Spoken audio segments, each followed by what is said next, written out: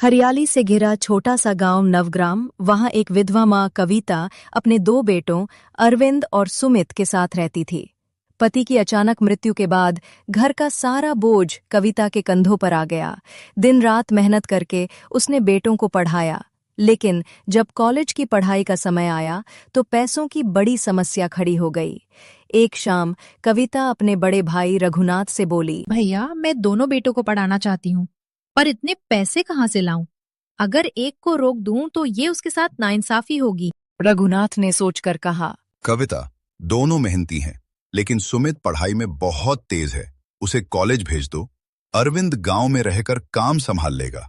मेहनत में बुरा कुछ नहीं। कविता ने भारी मन से अरविंद को गांव में एक बढ़ई की दुकान पर काम पर लगवा दिया और सुमित को शहर भेज दिया।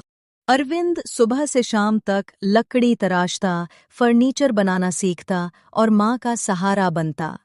वहीं सुमित शहर में पढ़ाई करके आगे बढ़ने लगा।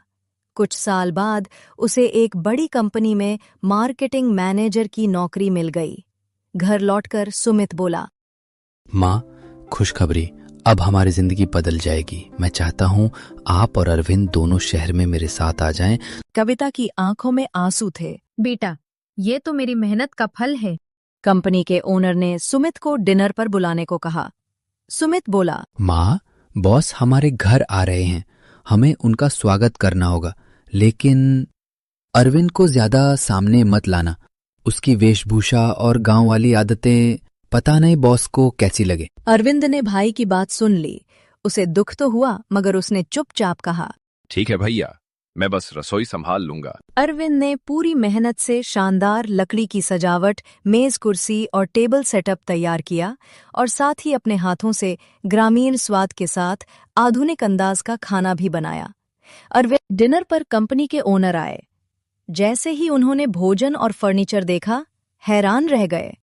वाह, ये तो 5 स्टार से भी बेहतर है। इतना सुंदर डाइनिंग सेट और इतना लाजवाब खाना किसने बनाया? कविता मुस्कुराकर बोली, ये मेरे बड़े बेटे अरविंद का काम है। ओनर ने तुरंत कहा, मुझे ऐसे टैलेंटेड इंसान की कंपनी में जरूरत है। अरविंद, क्या तुम हमारे इंटीरियर और हाउसिंग डिवीजन में काम करोगे?